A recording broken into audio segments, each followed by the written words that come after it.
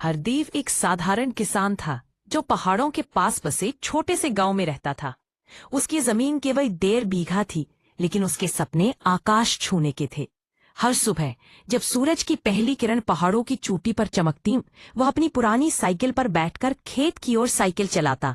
उसका कंधा फावड़े से भरा रहता और उसकी आंखों में उम्मीद की चमक होती। गांव के अन्य किसान अक्सर उसे निराशा के गहरे समुद्र में डूबा हुआ मानते थे।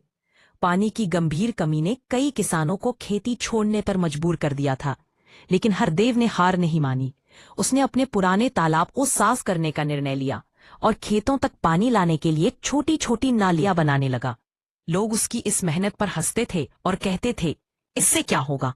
लेकिन हरदेव ने चुपचाप अपने काम में जुटे रहने का निश्चय किया।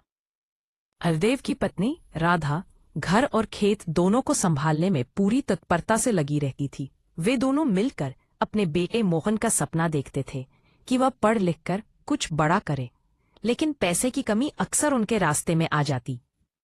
जब मोहन की फीस नहीं भर पाते तो हरदेव दिन में मजदूरी करने निकल पड़ता। वह अपने बेटे के सपनों को कभी टूटने नहीं देना चाहता था। एक वर्ष हरदेव ने पारंपरिक फसलों के साथ साथ फूलों की खेती शुरू करने का साहसिक निर्णय लिया। शुरुआत में उसे नुकसान हुआ और कई बार उसे लगा कि यह उसका सबसे बड़ा गलती थी, लेकिन उसने फिर भी हार नहीं मानी। समय के साथ फूलों की मांग बढ़ने लगी और शहर के व्यापारी गांव आने लगे। हरदेव को पहली बार अपनी मेहनत का सही दाम मिला। उसने कर्ज चुकाया और बेटे की पढ़ाई जारी रखी। खेत में ड्रिप्स